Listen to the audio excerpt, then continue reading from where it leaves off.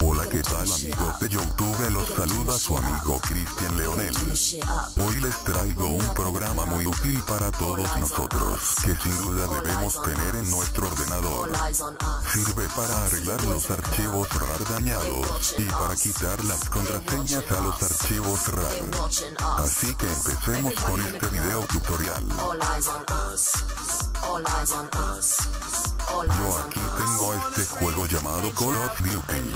Lo voy a extraer para que vean que está dañado.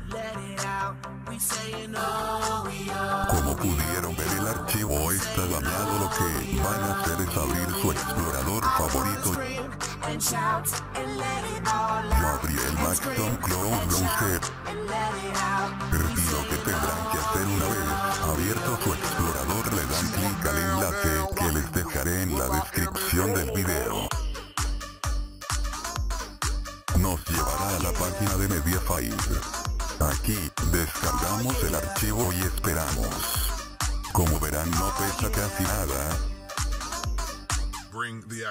Una vez descargado, les quedará un archivo RAR que sin duda no tendrán problema al extraerlo porque pesa muy poco. Lo descomprimen y les dará una carpeta. Abren la carpeta y ejecutan el instalador llamado Setup.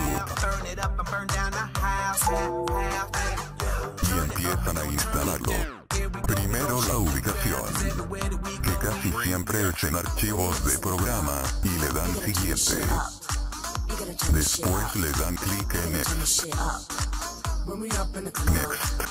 Y se acabará de instalar. Finalizan. Y abren el programa.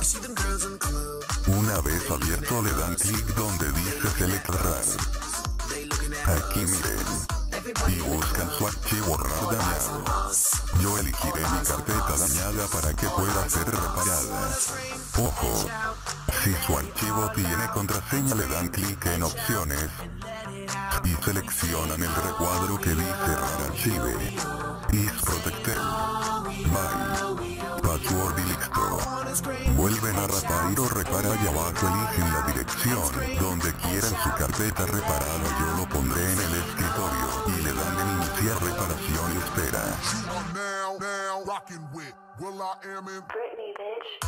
Si su archivo pesa mucho, va a tardar más tiempo, pero sean pacientes porque vale la pena.